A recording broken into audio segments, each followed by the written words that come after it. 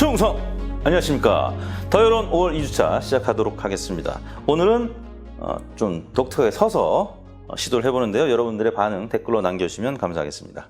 자, 리얼미터 한국갤럽 KSY 조사 결과를 가지고 왔습니다. 자, 화면을 확대해 보겠습니다. 리얼미터 월, 화, 수목금 조사를 했는데요. 36에서 36으로 횡보했습니다.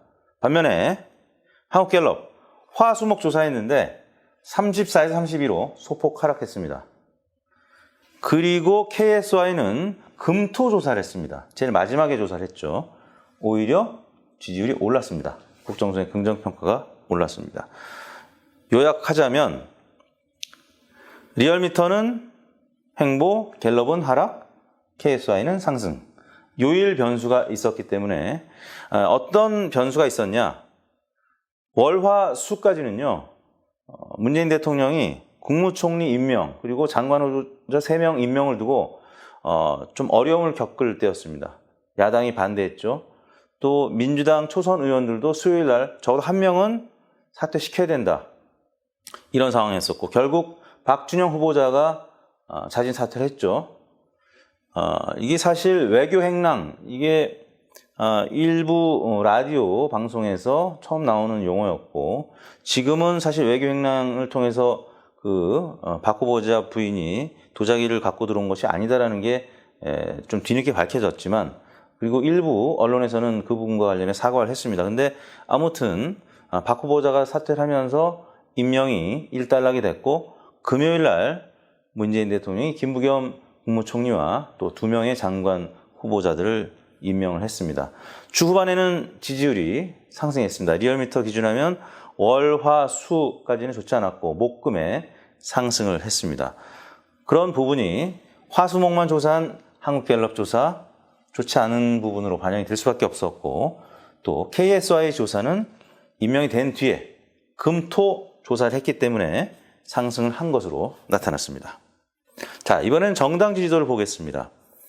리얼미터 기준에서 국민의힘 35.4, 민주당 29.9, 두 정당 모두 0.1, 0.3 소폭 하락했습니다. 반면에 한국갤럽 28% 대 27%, 민주당은 2%포인트, 갤럽 기준하면 조금 큰 폭으로 하락한 것으로 보이고요. 국민의힘도 역시 1%포인트 하락했습니다. 역시 화수목 조사하다 보니까 여야 간에 국무총리 임명 잘 안 되던 그런 상황에서 조사하다 보니까 둘 다 떨어졌습니다. KSY는 어떤지 보겠습니다. 국민의힘, 더불어민주당 30.8, 30.0 이게 이제 추이를 나타낸 그래프는 뒤에 나오는데요.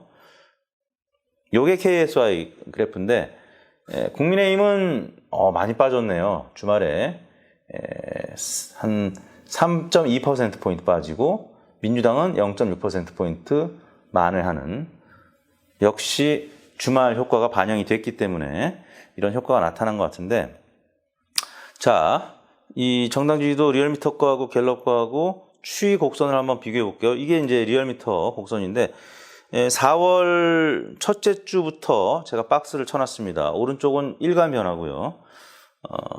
이 주간 변화에서 국민의힘은 재보궐선거 이후에 조금씩 하락을 하고 있습니다. 그러다가 지난주에는 이제 약간 0.1%포인트 상회하면서 반등했는데 여하튼 국민의힘은 지금 홍준표 전 대표를 입당시키느냐 말아야 되느냐 또 윤석열 전 총장은 당 바깥에서 아마 제3지대에서 당을 만들지 않겠느냐 안철수 대표는 당과 국민의힘 합당을 적극적으로 지금 추진하지 않고 내년 3월 이전 대선 전에 하면 된다. 그러니까 이 국민의힘 지지율이 상승할 지금 여지가 보이지 않습니다.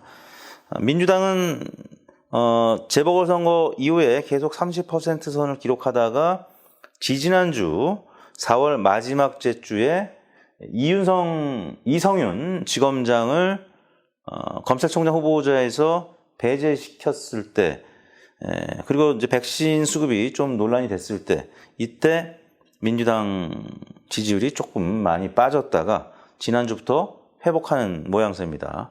이 그래프와 한국갤럽의 그래프 크게 다르지 않습니다. 이 그래프와 이 그래프 다르지 않습니다. 비슷한 추이를 나타내고 있습니다.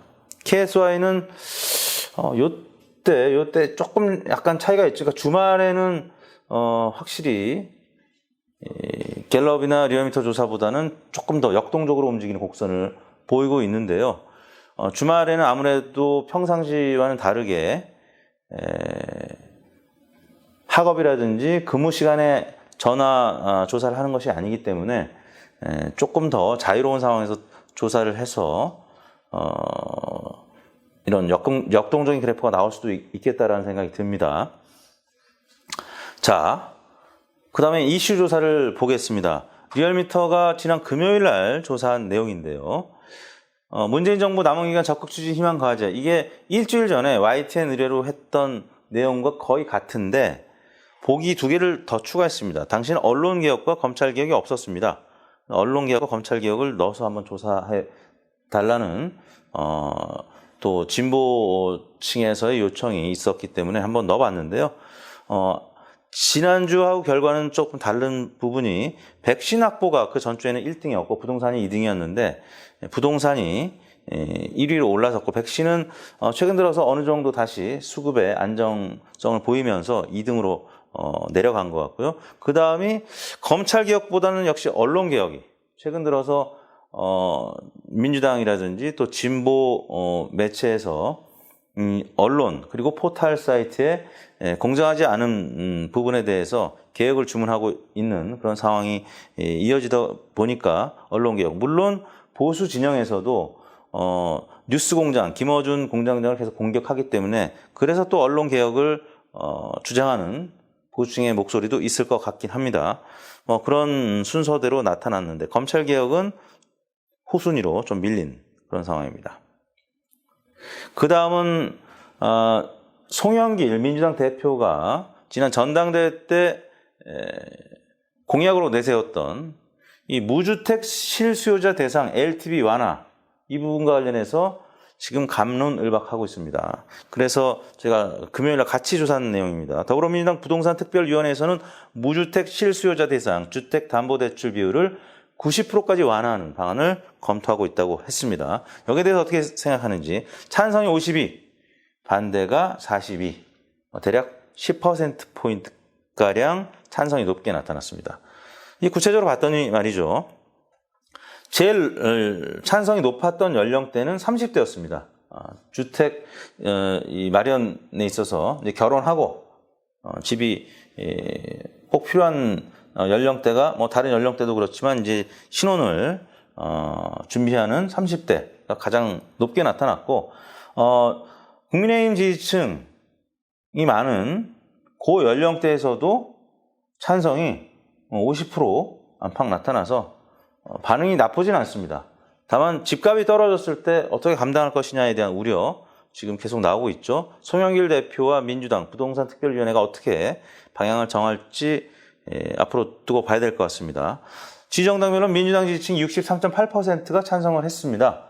아무래도 송영길 대표가 내세운 공약이다 보니까 우호적인 것 같습니다. 국민의힘 지지층에서도 49대 46으로 찬성 반대가 팽팽했습니다.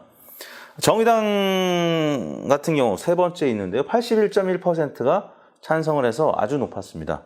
주로 이제 서민들이 지지하는 정의당 또 더불어민주당 이쪽에서 내 집 마련에 대한 기대감 때문에 찬성이 좀 높았던 게 아닌가 싶습니다. 문재인 대통령 긍정평가층 한 64.6% 찬성, 그리고 부정평가층은 팽팽하게 49대 45로 나타났습니다. 그 다음에 이제 또 조사를 하나 더 했는데요. 이게 YTN에서 저희가 어제 발표한 내용입니다. 월요일 날. 인사청문제도 개선 필요성 공감도. 인사청문제도가 말이죠. 저보고도 만약에 장관 하라 그러면 저도 못 나갈 것 같습니다. 제가 털면 얼마나 먼지가 나겠습니까? 여러분들도 마찬가지 아니겠어요? 먼지 안 나시는 분들 얼마나 되겠어요? 물론 리얼미터 TV 시청자 여러분들께서는 거의 없을 것 같긴 합니다. 그런데 나오면 정책보다는 이 신상털이식 너무 좀 심할 정도로 개인 후보 개인에 대한 부분도 있지만 가족분들까지 탈탈 털죠. 그러다 보니까 이 정책과 관련된 검증은 사실 별로 기억이 안 납니다. 이번에도 도자기, 또 논문 표절 이런 내용만 기억이 나지, 해수부에서 혹은 국토부에서 어떤 공약을 내세웠지, 이 장관이 어떤 주장을 했지, 국민의힘에서 어떤 부분을 비판했지, 이게 뼈가 기억이 안 납니다. 도자기만 기억납니다. 그런 상황이다 보니까 인사청문 제도에 대해서 좀 개선하자. 도덕 검증은 비공개하고 거기서 통과한 사람을 정책 검증을 하자. 왜냐하면 청와대에서도 여러 경로를 통해서 이제 검증을 자체적으로 하는데 한계가 있습니다. 미국 같은 경우는 조금 더 기간도 길고, 그리고 FBI, 또 국세청, 또 이 공직자, 또 검증위원회 등등, 또 백악관에서도 물론 이제 자체 검증을 하고, 그래서 여러 기관을 통해서 오랜 기간 검증을 한 후보를 선별한 다음에 대통령이 의회 지도자들과 상의를 해서 공감대가 형성이 된 분들을 이제 추천을 합니다. 그러면 거의 99%가 통과가 된다고 합니다. 근데 우리나라는 일단 도덕성 검증에서 제대로 검증을 하지 못하고 청문회를 한 과정에서 언론을 통해서 또 국회를 통해서 신상털이가 되다 보니까 낙마하는 분들이 너무 많아요. 그리고 여야 간의 정쟁이 너무 심화돼서 싸우기만 하고, 이런 부분 때문에 미국처럼 인사청문 제도를 투트랙으로, 도덕성은 비공개로 하고 사전에 또 오랜 기간 동안에 다방면으로 하고 정책 검증 중심으로 가자. 이런 부분에 대해서 공감이 48, 비공감이 46 정도로 팽팽하게 나타났습니다. 근데 한국갤럽에서 또 유사한 조사를 했습니다. 2013년도부터 계속 조사를 4번째 지금 하고 있는데, 이번에는 정책 능력이 중요하냐, 아니면 도덕성이 중요하냐, 어느 부분이 우선 검증되어야 되느냐, 47대 47로 동률로 나타났습니다. 근데 작년에 49대 45, 도덕성이 조금 높았어요. 그 다음에 7년 전에는 56대 33, 8년 전에는 53대 36, 한 20%포인트가량 도덕성을 더 중요하다고 생각했습니다. 근데 점차 우리 국민들이 오랫동안 겪어보니까 도덕성 다 비슷해요. 다 문제가 있어. 논문, 세금, 여러 가지 문제가 있습니다. 또 이 자녀들 또 이제 공부시키는 문제 때문에 위장 전입도 많고, 거의 안 그런 경우가 없어요. 그러다 보니까 이제는 정책 중심으로 가야 되지 않겠느냐라고 하는 분들의 목소리가 점점 높아진 겁니다. 이 붉은색. 근데 한 문항을 더 했어요, 갤럽이. 요게 이제 YTN 어제 나온 2대8 가르마를 해줘가지고 조금 나이가 들어 보이는데. 자, 인사청문회 방식을 그러면 능력 공개, 도덕성은 비공개하는 미국식으로 할 것이냐, 아니면 다 공개 검증하자 할 것이냐 했더니 여전히 둘 다 공개 검증해야 된다. 이 비공개로 도덕성 검증하는 거 못 믿겠다. 나도 우리 국민들도 알아야 되겠다. 이런 분들이 여전히 76%로 높게 나타났습니다. 자, 이제 KSY에서 한 이슈 조사를 하나 볼까요?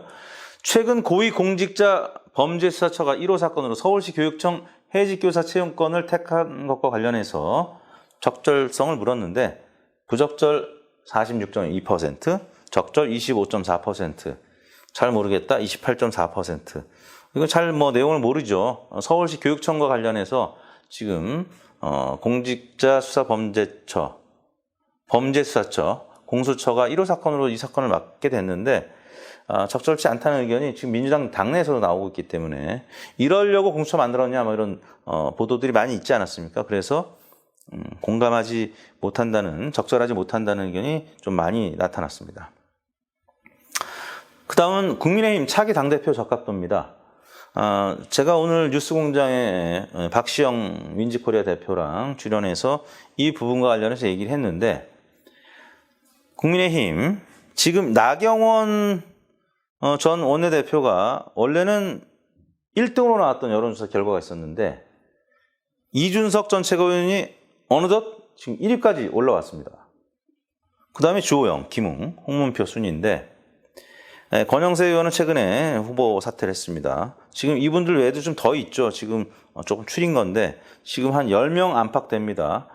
나경원 전 원내대표는 출마할지 안 할지 아직 이 녹화하는 이 시간까지는 결정을 못했고, 다만 나경원 전 원내대표가 서울시장 경선에 나오지 않았었습니까? 근데 경선에서 떨어지긴 했는데 그때 캠프를 여의도 어딘가 빌딩에 임대를 해서 썼는데 그걸 다시 재계약했다, 이런 보도가 나오면서 출마 쪽으로 기운 거 아니냐, 이런 보도들이 나오고 있습니다.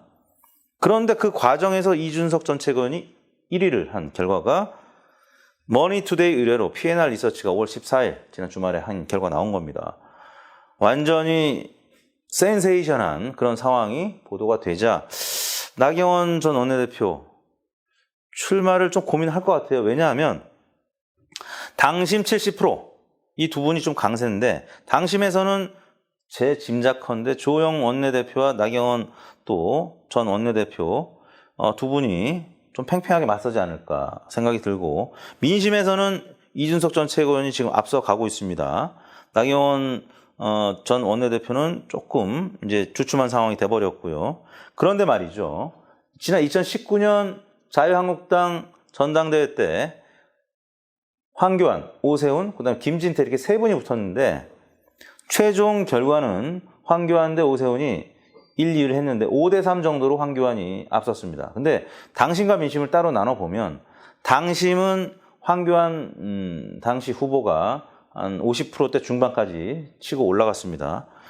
반면에 민심은 오세훈 후보가 50%간 넘게 득표를 했는데 당심이 70%이기 때문에 오세훈 후보가 결국 5대3 정도로 전체 득표에서 패배했습니다. 이번에도 말이죠, 7대3 비율이 유지될 가능성이 높습니다. 지금 후보들 간에 합의가 돼야 되는데 이준석 전 최고위원이라든지 나경원 전 원내대표는 조영 전 원내대표보다 민심에서 강세이기 때문에 7대3이 아니라 6대4로 주장을 할 겁니다. 근데 그것을 주호영, 홍문표, 또 조경태 등등의 이 다선 의원들이 받아들일지 안 받아들일 가능성이 높습니다. 그렇기 때문에 7대3이고, 그런 차원에서는 이 다선 의원들, 특히 나경원, 주호영 전 원내대표들이 좀 유리한 상황일 수 있다. 그래서 나경원 전 원내대표는 아직도 저울질하고 있는 듯 보입니다. 일단 5월 말쯤 이 10명 안팎의 후보들 중에서 4명으로 추리게 됩니다. 이대로 나올지 아니면 김웅 의원이 조금 뒤로 밀려서 홍문표, 조경태, 김은혜 이런 의원들이 또 4위권을 형성할지는 모르겠습니다. 뚜껑을 열어봐야 되죠. 근데 여하튼 5월 말에 4명 추리고 그다음에 6월 11일 날 최종적으로 당원, 민심 7대3 비율로 아마 하게 될 것 같은데, 제 짐작은 요 세 분 중에 한 분이 대표가 되지 않을까. 근데 그래도 여전히 7대3 비율이면 주호영 전 원내대표가 좀 유리한 측면이 있습니다. 민주당 지지층에서 혹은 민주당 내에서 혹은 진보 유튜버, 진보 방송인들, 그분들은 민주당 입장에서 대선에 유리한 구도는 결국 나경원 혹은 이준석, 이 두 사람이 대표가 되는 것을 더 원합니다. 제가 오늘 오전에 뉴스공장을 출연했을 때 김어준 공장장도 그런 느낌을 받았고, 박시영 윈지코리아 대표도 그런 뉘앙스로 얘기를 했습니다. 정청래 의원이 우리 다음 코너로 나왔는데, 하태경 의원과 나왔는데 정청래 의원도 역시 이준석, 나경원 두 후보를 지지하는 것으로 공개적으로 얘기를 했습니다. 근데 국민의힘 내부에서는 이준석 전 최고위원이 만약에 대표가 됐을 때 이 여러 가지 복잡한 대선 방정식을 풀어낼 수 있을 것이냐. 머리 좋죠. 굉장히 똑똑한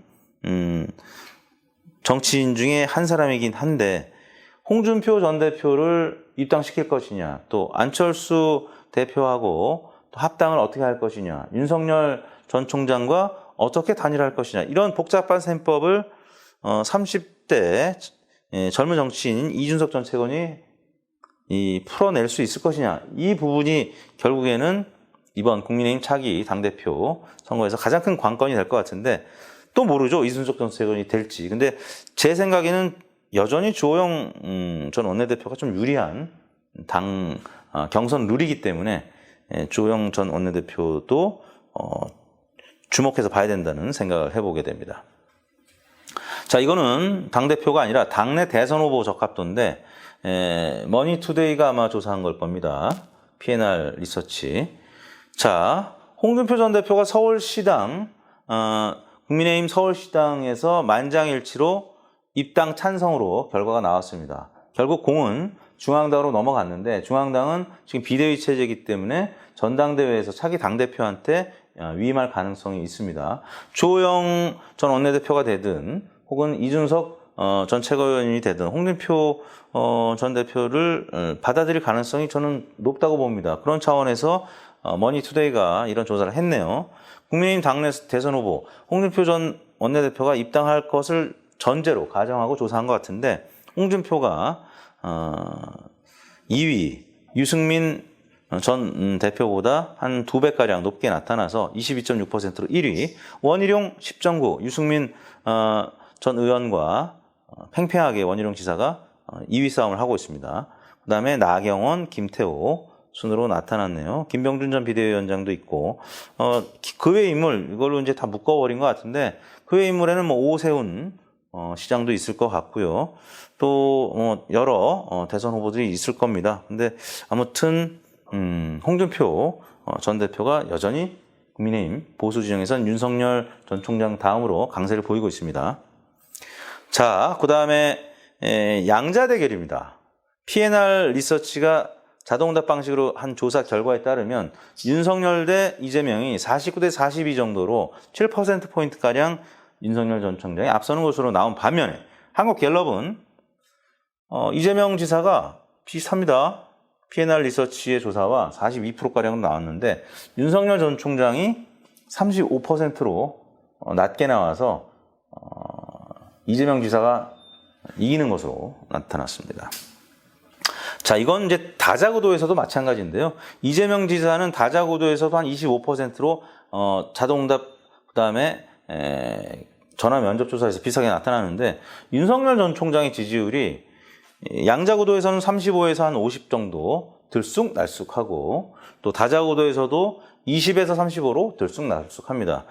그것은 무슨 얘기냐? 윤석열 전 총장은 아직 정치를 하겠다고 공식화하지 않았기 때문에 아직 정치인이 아니란 측면이 유권자들한테 명확한 그런 지지를 표명할 수 없게끔 하는 부분이 있을 것 같고요. 또 하나는 윤석열 전 총장을 지지하는 보수 세력 중에 이분이 말이죠. 이명박 또 박근혜 전 대통령을 구속시킨 검찰의 수장이기 때문에 아직까지 특히 이제 극우 보수 세력들은 좀 마음에 안 들어하는 부분이 있을 수 있습니다. 그래서 한국갤럽 전화 면접 조사를 할 때는 자동응답 방식과는 다르게 좀 저하는, 그래서 그만큼 소극적 지지층은 좀 덜 잡히고 적극적 지지층만 남아있는 그런 결과가 나왔습니다.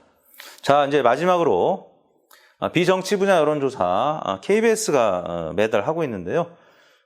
지금 코로나19 백신 접종 의향이 지난달에 좀 올랐다가 백신을 맞겠다는 응답이 조금 줄어들었습니다.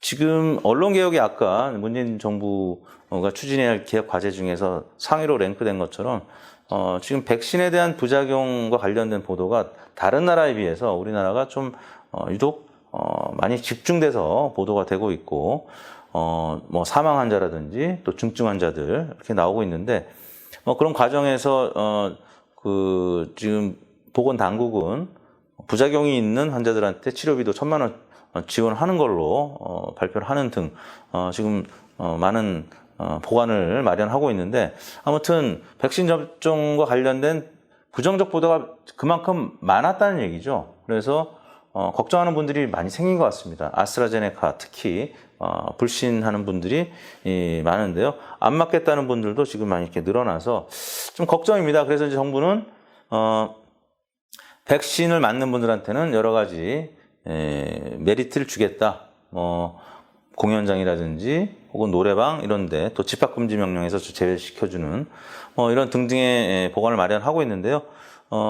저희 부모님은 이제 어머님이 이 화이자 1, 2차 맞으셔가지고 지금 큰 부작용 없이 80 지금 5세가 되셨는데 건강하십니다.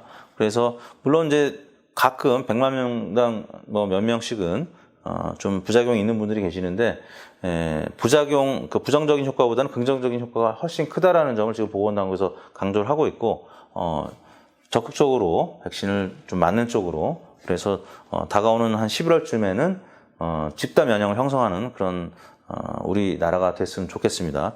이걸 마지막으로 5월 둘째 주 더 여론을 마치도록 하겠습니다. 새로운 포맷으로 여러분들 찾아뵙는데요.